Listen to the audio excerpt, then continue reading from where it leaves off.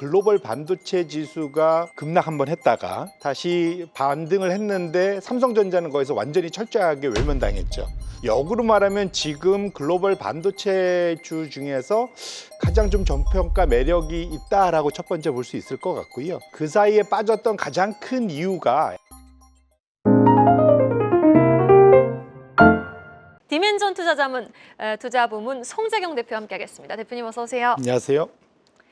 자, 외국인 삼성전자를 8개월 연속이나 순매도하며 2020년 이후 최장 기간 팔자 기조를 이어갔습니다. 그러던 그 팔자 행렬이 오늘 좀 의미 있게 일단락된 것 같거든요.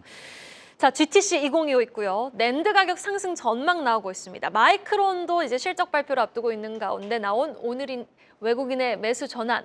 과연 바닥은 좀 찍었다라고 볼 수 있는 건지 오늘 어떻게 좀 보셨습니까? 일단 말씀 주신 대로 참 다행이다 생각을 하고요.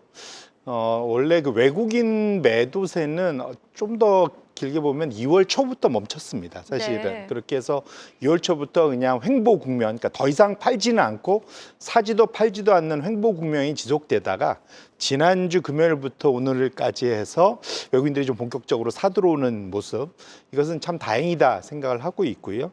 가장 큰 이유는 우리가 뭐 너무나 잘 알지만 작년 여름 이후에 글로벌 반도체 지수가 급락 한번 했다가 다시 반등을 했는데 삼성전자는 거기서 완전히 철저하게 외면당했죠. 그래서 주가가 12월까지 급락을 했고 그 이후로 지속적으로 횡보세를 보였기 때문에 역으로 말하면 지금 글로벌 반도체주 중에서 가장 좀 저평가 매력이 있다라고 첫 번째 볼 수 있을 것 같고요. 그 사이에 빠졌던 가장 큰 이유가 엔비디아에는 잘 못 들어가고 중국향 매출 비중은 제일 높고, 그런데 중국이 상당히 그 재고를 줄이면서 상당히 고생을 했었지 않습니까? 그런데 드디어 중국의 소비 진작책, 또 그다음에 중국의 그 스마트폰 OEM 업체들이 본격적으로 리스타킹, 소위 반도체를 재고를 다시 쌓아나가는 그 과정으로 이제 2분기부터 들어갈 거다라는 기대감이 좀 더 강해지면서 중국 소비와 중국의 재고 축적의 수혜를, 작년까지는 중국에 대한 그 걱정이 컸다면 지금은 역으로 중국에 대한 기대가 커지면서 삼성전자에 대한 러브콜이 외국인들로부터 좀 들어온 거 아닌가, 이렇게 해석을 해볼 수 있을 것 같습니다. 네, 중국에 대한 우려가 기대로 바뀌면서 이제 외국인이 삼성전자를 향한 러브콜이 좀 다시 유입되고 있다라고 정리를 내려주셨는데, 사실 우리가 또 주목을 해야 되는 게 이달 말에 우리 시장 공매도 재개가 예정되어 있는 상황입니다. 단기 외국인 수급 회복엔 좀 촉매제가 될 수 있겠다라는 기대감도 나오고 있는 상황에서 지난주 금요일 코스닥에 이어서 오늘 코스피에도 외국인의 매수 훈풍이 이어졌던 하루였는데, 자, 무슨 선물 시장에서도 오늘 굉장히 대량 외국인의 매수가 확 유입됐거든요. 확실히 외국인은 돌아왔다고 보십니까? 아니면 조금 더 지켜봐야 된다고 보십니까? 뭐 사실은 좀 더 지켜보긴 해야 될 텐데, 적어도 이제 미국에서 자금이 조금이라도 빠져나오면 유럽과 중국으로 가는 거는 어느 정도 확인을 했지 않습니까? 우리나라도 충분히 이제 기회가 올 거다라고 미뤄 짐작해 볼 수 있을 것 같습니다.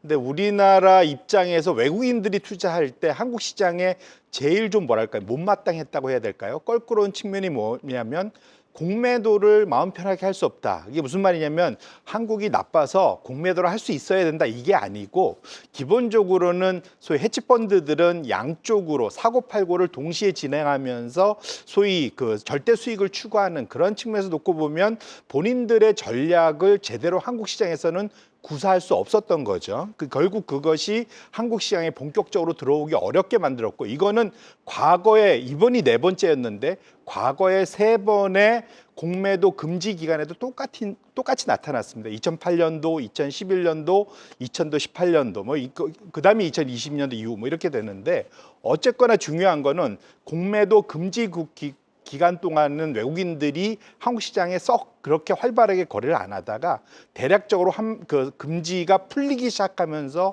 또 외국인들의 한국 그 시장에 대한 소위 거래가 증가하는 그러한 모습들이 늘 많이 나타났었다는 과거의 경험이 있습니다. 결론적으로는 지금 한국 시장이 작년에 꼴찌하는, 전 세계에서 거의 꼴찌하는 나라였는데 밸류에이션 매력이 있는 상태에서 환율이 어느 정도 좀 안정이 되고, 여기에다가 그 공매도 금지라는 한쪽 팔을 묶었던 것이 풀리고 난다면 외국인들 입장에서는 충분히 본격적으로 한국 시장에 들어올 수 있는 그러한 기회는 좀 더 열리는 것으로 해석이 충분히 가능하겠다 이렇게 말씀드립니다. 네, 알겠습니다. 공매도 재개가 촉매제가 될 수 있다라는 말을 그럼 해주신 건데, 자 그렇다면은 지난번 출연 때 또 글로벌 수급 측면에서는 미국을 빠져나온 자금이 뭐 비미국이죠, 유럽 같은 다른 국가로 좀 유입되고 있다라는 분석을 해주신 바 있었어요.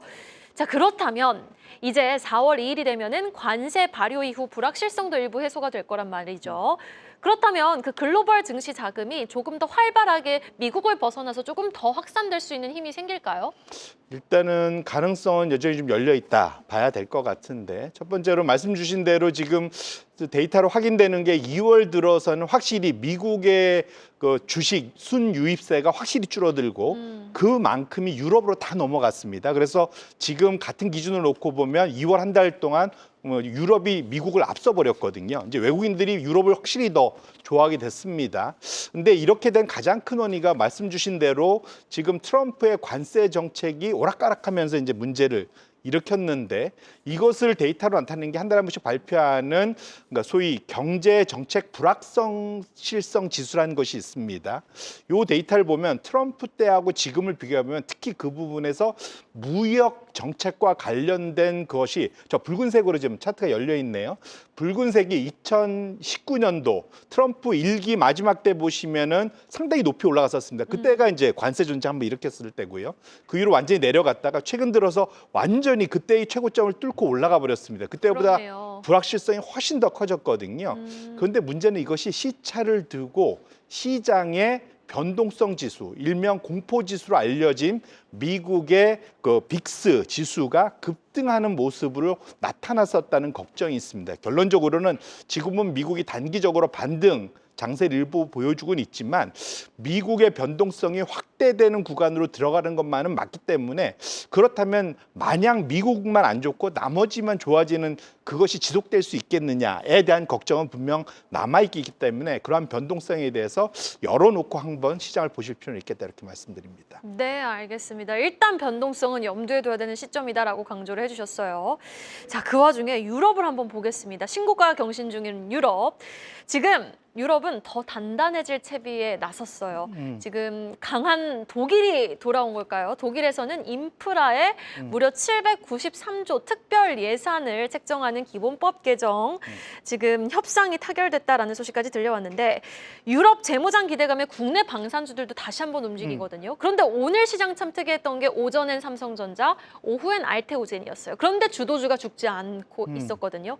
기존 주도주들은 2분기 내내 좀 계속 좋을까요? 아무래도 주마 가편이라고 계속 갈 수 있겠죠. 하지만 그 속도는 조금 줄어들 수는 있을 것 같습니다. 워낙 미리 기대감을 많이 달렸지 많이 않습니까? 올랐으니까. 예, 그거는 좀 염두에 두실 필요가 있을 것 같고요. 미리 그 안에 절차상 일정을 좀 조금 더 설명을 드린다면, 정확히 내일 독일의 하원, 그러니까 상하원으로 구분될 수 있는데, 하원에서 말씀 주신 소위 그 데트 브레이크라고 하죠. 개헌에서 균형 재정을 풀 수 있는 그것이 이제 1차 투표가 내일 들어가고요.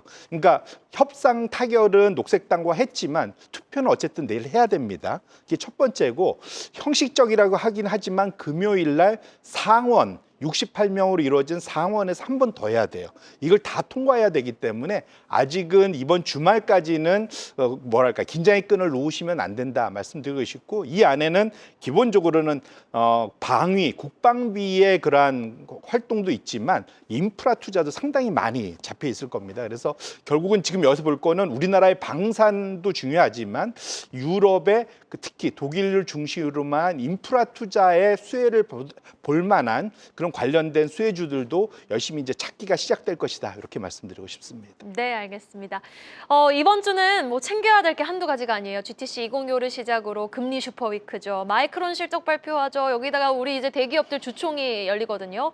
투자자분들 투자 전략 어떻게 좀 가져가면 현명하실까요? 말씀드린 대로 반등은 나왔지만 특히 미국은 기술적 반등에 좀 더 무게를 두고 FOMC에서 좀 잘 지켜보셔야 되고요. 파월 풋이 나올 수 있는지에 대한 것들 꼭 챙기셔야 된다. 전목표 봐야죠. 네, 맞습니다. 그다음에 두 번째로는 이것이 결국은 미국의 경기 전망이, 이것이 결국은 유럽과 중국의 경기를 끌어올리는 힘이 미국의 경기가 둔화되는 걸 이겨낼 수 있느냐, 이것이 이번 주에 가늠자가 될 수 있다는 걸 좀 명심해 줄 필요가 있을 것 같고요. 결국은 미국에 편중돼 있는 포트폴리오를 이 기술적 반등을 통해서 지역 다변화, 자산 다변화 시키시면서 좀 마음의 편안함을 가져가면 좋겠다 이렇게 말씀드립니다. 네, 알겠습니다. 지금까지 투자 전략 디멘전 투자자문 송재경 대표와 이야기 나눠봤습니다. 대표님 말씀 고맙습니다. 네, 고맙습니다.